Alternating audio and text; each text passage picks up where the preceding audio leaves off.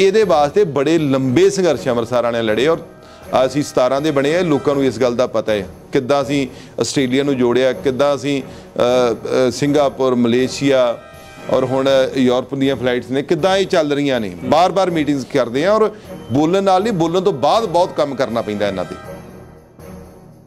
ਮੈਂ ਕਹਿਣਾ ਚਾਹੁੰਦਾ ਕਿ ਜੱਡਾ ਸਾਹਿਬ ਜੇ ਆਪਾਂ ਇੰਨੇ ਹੀ ਤਗੜੇ ਆ ਤੇ ਫਿਰ ਆਪਾਂ ਪੰਜਾਬ ਵਾਲੇ ਮਸਲੇ ਹੱਲ ਕਰਾਓ। ਆ ਜੀਰੇ ਵਾਲੇ 5 ਮਹੀਨਿਆਂ ਦੇ ਬੈਠੇ ਨੇ, ਟੈਂਕੀਆਂ ਦੇ ਲੋਕ ਚੜੇ ਨੇ, ਸਾਰੇ ਟੋਲ ਸੜਕਾਂ ਦੇ ਉੱਤੇ ਮੁਜ਼ਾਹਰੇ ਹੋਣ ਡੇ ਨੇ। ਪਹਿਲੀ ਇਲੈਕਸ਼ਨ ਤੁਸੀਂ 3 ਮਹੀਨੇ ਬਾਅਦ ਹਾਰ ਜਾਂਦੇ ਜੇ। ਬਰਗਾੜੀ ਇਸ਼ੂ ਜਿਹੜਾ ਵੱਡਾ ਇਸ਼ੂ ਆ, ਤੁਸੀਂ ਕਿਹਾ ਅਸੀਂ ਮਹੀਨੇ 'ਚ ਹੱਲ ਕਰ ਦਿਆਂਗੇ, ਕਿੱਥੇ ਨੇ ਅੱਜ ਲੋਕ ਲੰਬਾ ਸਮਾਂ ਧਰਨਾ ਲਾ ਕੇ ਬੈਠੇ ਨੇ।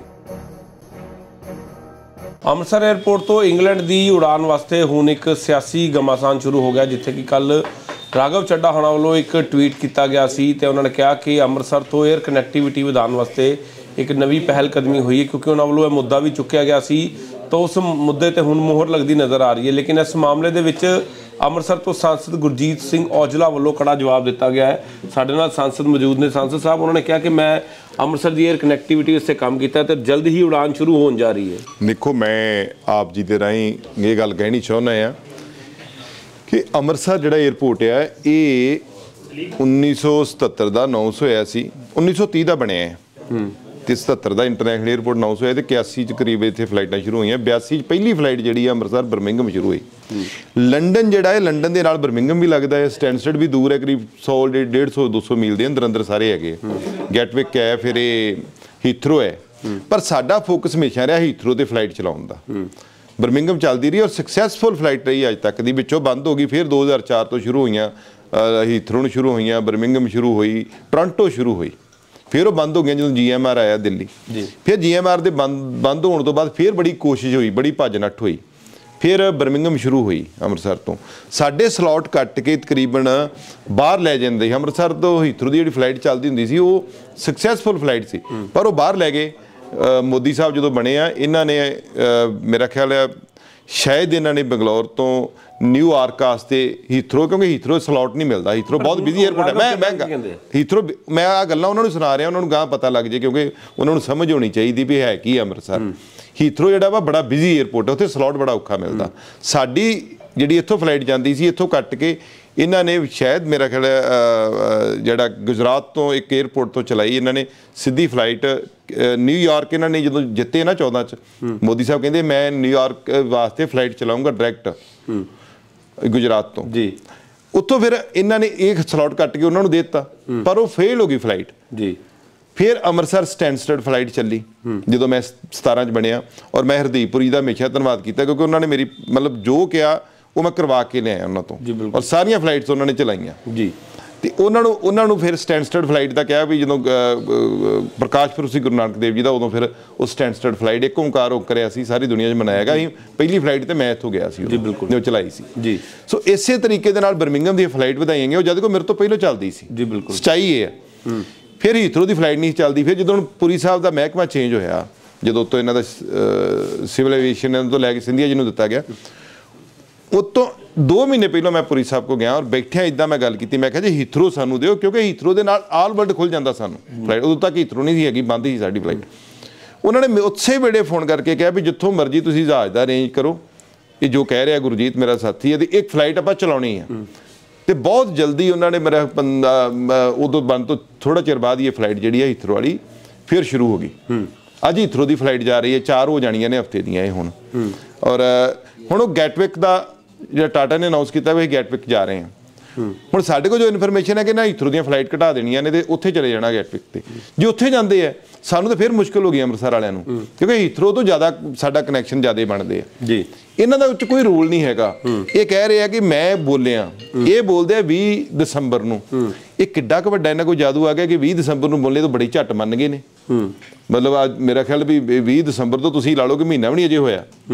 मैं ਚੱਡਾ ਸਾਹਿਬ ਨੂੰ कहना चाहुंदा कि तुसीं ये 1988 का तुहाडा जन्म है, 1982 की जी फ्लाइट है चलती है इत्थों लंडन नूं। तुसीं लिखा लंडन नूं फ्लाइटां शुरू करा रहा मैं, मेरे बोलन करके हो गई। तो ये वास्ते बड़े लंबे संघर्ष अमृतसर वाले लड़े और असीं 17 के बने। लोगों को इस गल का पता है किद्दां असीं आस्ट्रेलिया नूं जोड़िया, किद्दां असीं सिंगापुर, मलेशिया ਔਰ ਹੁਣ ਯੂਰਪ ਦੀਆਂ ਫਲਾਈਟਸ ਨੇ ਕਿੱਦਾਂ ਇਹ ਚੱਲ ਰਹੀਆਂ ਨੇ, ਬਾਰ-ਬਾਰ ਮੀਟਿੰਗਸ ਕਰਦੇ ਆ ਔਰ ਬੋਲਣ ਨਾਲ ਨਹੀਂ, ਬੋਲਣ ਤੋਂ ਬਾਅਦ ਬਹੁਤ ਕੰਮ ਕਰਨਾ ਪੈਂਦਾ ਇਹਨਾਂ ਤੇ। ਮੰਤਰੀ ਸਾਹਿਬਾਨ ਨਾਲ ਮਿਲਣਾ ਪੈਂਦਾ, ਸੈਕਟਰੀ ਸਾਹਿਬਾਨ ਨਾਲ ਮੀਟਿੰਗ ਕਰਨੀ ਪੈਂਦੀਆਂ, ਡਾਟੇ ਦੇਣੇ ਪੈਂਦੇ। ਸਾਡੇ NGOs ਨੇ ਫਲਾਈ ਇਨੀਸ਼ੀਏਟਿਵ ਵਾਲੇ ਅੰਮ੍ਰਿਤਸਰ ਵਾਲੇ, ਉਹ ਲੱਗੇ ਰਹਿੰਦੇ ਵਿਚਾਰੇ। ਅੱਜ ਉਹਨਾਂ ਵੀ ਕਿਹਾ ਹੁੰਦੇ ਯਾਰ ਹੈਰਾਨ ਹੈ ਅਸੀਂ ਉਹ ਅਜੀਬ ਕਿ ਇਹਨੇ ਕਿੱਦਾਂ ਬੋਲ ਕੇ ਇੱਕ ਦਿਨ ਬੋਲਿਆ ਤਾਂ ਦੂਜੇ ਦਿਨ ਚਲਾਤੀ ਹੈ। ਤੇ ਮੈਂ ਇਹ ਕਹਿਣਾ ਚਾਹੁੰਦਾ ਕਿ ਜੱਡਾ ਸਾਹਿਬ ਜੇ ਆਪਾਂ ਇੰਨੇ ਹੀ ਤਗੜੇ ਆ ਤੇ ਫਿਰ ਆਪਾਂ ਪੰਜਾਬ ਵਾਲੇ ਮਸਲੇ ਹੱਲ ਕਰਾਓ।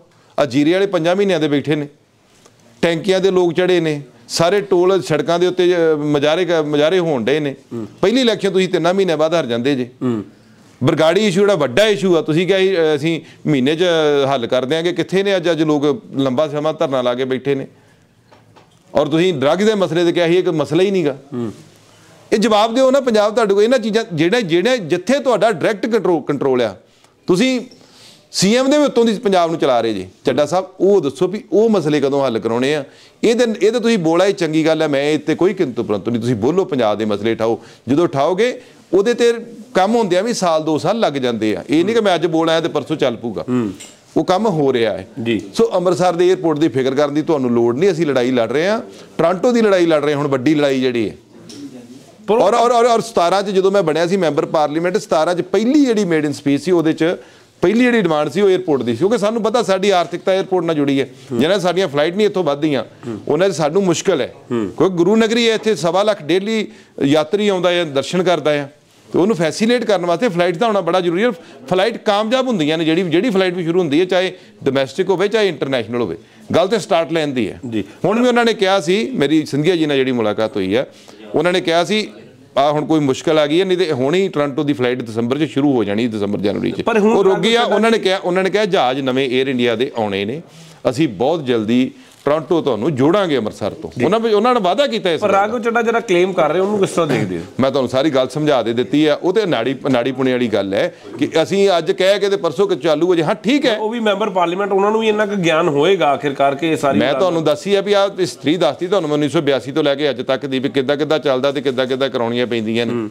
ਕੇਂਦਰੀ ਵਜ਼ੀਰ ਨੇ ਬੈਠੇ ਇੱਕ ਬੰਨੇ ਦੇ, ਬੀਜੇਪੀ ਵਾਲੇ ਨੂੰ ਇਹ ਕਹਿੰਦੇ ਜੀ ਬੀਜੇਪੀ ਸਾਡੇ ਨਾਲ ਧੱਕਾ ਕਰ ਰਹੀ ਹੈ, ਤੇ ਬੀਜੇਪੀ ਤੇ ਫਿਰ ਲੜੋ ਕੋਈ। ਚੱਡਾ ਜੀ ਤੁਹਾਡੀ ਤੇ ਫਿਰ ਬਹੁਤ ਗੱਲ ਹੋ ਗਈ, ਤੁਸੀਂ 20 ਦਿਨਾਂ 'ਚ ਫਲਾਈਟ ਚਲਵਾ ਦਿੰਦੇ। ਪਰ ਕੁੰਵਰ ਵਿਜੇ ਪ੍ਰਤਾਪ ਵੀ ਹੁਣ ਕਹਿ ਰਹੇ ਨੇ ਜੀ ਕਿ ਮੇਰੇ ਕਰਕੇ ਮੈਂ ਇਹ ਮੁੱਦਾ ਚੁੱਕਿਆ ਸੀ ਤੇ ਹੁਣ ਜਿਹੜੀ ਉਡਾਨ ਮਿਲ ਗਈ। ਦੇਖੋ ਕੁੰਵਰ ਵਿਜੇ ਪ੍ਰਤਾਪ ਜੀ ਦੇਖੋ ਨੁਮਾਇੰਦਗੀ ਕਰਦੇ, ਮੁੱਦਾ ਚੁੱਕਣਾ ਉਹਨਾਂ ਦਾ ਹੱਕ ਬਣਦਾ ਹੈ, ਪਰ ਉਹ ਕਹਿੰਦਾ ਬਟ ਜਿਹੜੀ ਗੱਲ ਇਹ ਹੁੰਦੀ ਆ, ਇਹ ਪਾਰਲੀਮੈਂਟ ਤੋਂ ਸ਼ੁਰੂ ਹੋਣੀ ਹੈ।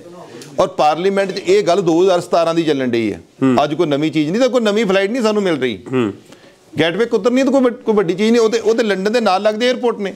ਹੁਣ ਸਟੈਂਡਰਡ ਦੀ ਬੰਦ ਹੋਈ ਆ, ਹੁਣ ਸਟੈਂਡਰਡ ਦੀ ਫੇਰ ਚਾਲੂ ਕਰਾ ਦਾਂਗੇ ਤੇ ਫੇਰ ਅਨਾਉਂਸਮੈਂਟ ਕਰਾਂਗੇ ਜੇ ਸਟੈਂਡਰਡ ਚਲਾਏ। ਇਹ ਚੀਜ਼ਾਂ ਤਾਂ ਘਟਦੀਆਂ ਵੱਧਦੀਆਂ 에ਅਰਪੋਰਟ ਤੇ ਰਹਿੰਦੀਆਂ ਨੇ। ਪਰ ਦਿੱਕਤ ਇਸ ਗੱਲ ਦੀ ਹੁੰਦੀ ਕਿ GMR ਤਗੜਾ ਆ, ਸਾਨੂੰ ਲੜਾਈ ਹਮੇਸ਼ਾ ਉਹਦੇ ਨਾਲ ਲੜਨੀ ਪੈਂਦੀ ਕਿ ਸਾਡੀਆਂ ਫਲਾਈਟ ਜਿਹੜੀਆਂ ਨੇ ਉਹ ਵਧਾਓ। ਅਸੀਂ ਹੁਣ ਹੀਥਰੋ ਦੀ ਲੜਾਈ ਲੜ ਰਹੇ ਹਾਂ, ਸਾਨੂੰ 6 ਦਿਨ ਹੀ ਦਿਓ, ਹੀਥਰੋ 7 ਦਿਨ ਕਰੋ 에ਅਰਪੋਰਟ ਤੇ। ਪਰ ਹੁਣ ਜਿਹੜੀ ਇਹ ਜਿਹਦੀਆਂ ਖੁਸ਼ੀਆਂ ਮਨਾ ਰਹੇ, ਸਾਨੂੰ ਡਰ ਹੈ ਕਿ ਜੋ ਹੀਥਰੋ ਨਾ ਘਟਾਤੀ ਸਾਡੇ ਅਸੀਂ ਤੇ ਫਿਰ ਘਾਟੇ ਚਲੇ ਗਏ ਸੀ। ਪਰ ਉਹ ਆਖਿਰਕਾਰ ਉਹਨਾਂ ਨੇ ਬਿਆਨ ਵੀ ਕਿਸੇ ਤਰਕ ਤੇ ਦਿੱਤਾ ਹੈਗਾ। ਤਰਕ ਦੇਖੋ, ਉਹ ਤਰਕ ਉਸੇ ਦੇ ਬਿਆਨ ਦੇ ਰਹੇ ਆ। ਉਹ ਟੈਕਸ ਪੇਅਰ ਦਾ, ਪੰਜਾਬ ਦਾ ਪੈਸਾ ਜਿਹੜਾ ਮੀਡੀਆ ਨੂੰ ਲੁਟਾ ਰਹੇ। ਦੇਖੋ ਉਹਨਾਂ ਨੇ ਇੱਕ ਬਿਆਨ ਦਿੱਤਾ, ਮੈਂ ਤੁਹਾਨੂੰ ਇਹਦੀ ਗੱਲ ਮਿਸਾਲ ਦੇਣੀ ਚਾਹੁੰਦਾ ਆ।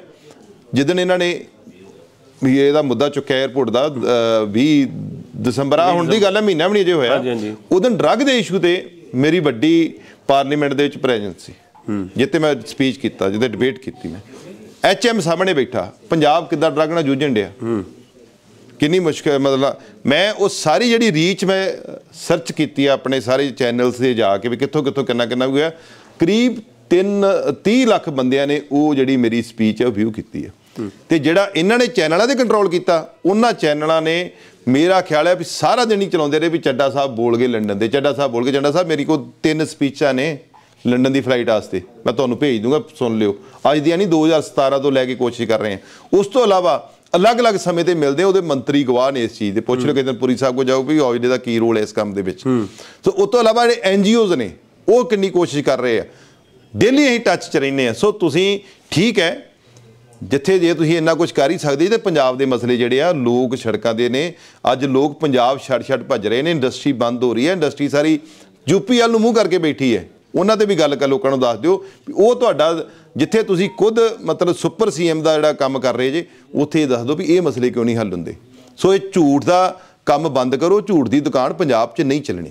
ਤੇ ਇਹਦੀ ਹੁਣ ਤੁਸੀਂ ਕੋਈ ਸ਼ਿਕਾਇਤ ਵੀ ਕਰੋਗੇ? ਕਾਹਦੀ ਸ਼ਿਕਾਇਤ ਕਦੀ ਹੁੰਦੀ ਹੈ ਯਾਰ? ਸ਼ਿਕਾਇਤ ਨਹੀਂ, ਇਹ ਤੇ ਜਵਾਬ ਹੈ ਉਹਨਾਂ ਨੂੰ। ਲੋਕਾਂ ਫੈਸਲਾ, ਇਹ ਸ਼ਿਕਾਇਤ ਨਹੀਂ ਹੁੰਦੀ, ਇਹ ਪੱਖ ਆਹੀ ਰੱਖਤਾ, ਬਾਕੀ ਲੋਕਾਂ ਨੇ ਦੇਖਣਾ ਕੀ ਸਹੀ ਹੈ ਕੀ ਗਲਤ। ਕੌਣ ਸਹੀ ਹੈ ਕੌਣ ਗਲਤ? ਠੀਕ ਹੈ ਜੀ। ਤੇ ਐਸਐਨ ਸਾਂਸਦ ਗੁਰਜੀਤ ਸਿੰਘ ਔਜਲਾ ਜਿਨ੍ਹਾਂ ਨਾਲ ਗੱਲਬਾਤ ਕੀਤੀ ਹੈ ਤਾਂ ਉਹਨਾਂ ਨੇ ਕਿਹਾ ਕਿ ਜਿਹੜਾ ਉਡਾਨ ਨੂੰ ਲੈ ਕੇ ਜਿਹੜਾ ਇੱਕ ਕ੍ਰੈਡਿਟ ਲੈ ਰਹੇ ਨੇ ਬਿਲਕੁਲ ਗਲਤ ਹੈ, ਕਿਉਂਕਿ ਇਸ ਦੀ ਆਵਾਜ਼ ਪਹਿਲਾਂ ਹੀ ਚੁੱਕ ਚੁੱਕੇ ਨੇ ਔਰ ਉਸ ਤੋਂ ਪਹਿਲਾਂ ਹੀ ਇਹ ਜਿਹੜਾ ਹੈ ਮਸਲਾ ਜਿਹੜਾ ਉਹਨਾਂ ਨੂੰ ਟੇਕ ਓਵਰ ਕੀਤਾ ਗਿਆ ਸੀ, ਜਿਸ ਕਰਕੇ ਕੁਝ ਫਾਇਦਾ ਵੀ ਮਿਲਿਆ। ਲੇਕਿਨ ਹੁਣ ਰਾਘਵ ਚੱਡਾ ਜਾਣਬੁੱਝ ਕੇ ਇਸ ਤਰ੍ਹਾਂ ਦੀ ਸਹਾਨੁਭੂਤੀ ਲੈ ਰਹੇ ਨੇ, ਜਿਹਦੇ ਕਰਕੇ ਕਿ ਇਸ ਤਰ੍ਹਾਂ ਦਾ ਜਿਹੜਾ ਹੈ ਕੰਮ ਸਾਹਮਣੇ ਆ ਰਿਹਾ ਹੈ। ਕੈਮਰਾਮੈਨ ਅਜੇ ਦੇ ਨਾਲ ਸੁਮਿਤ ਖੰਨਾ, ਗ੍ਰੇਟ ਪੰਜਾਬ ਟੀਵੀ, ਅੰਮ੍ਰਿਤਸਰ।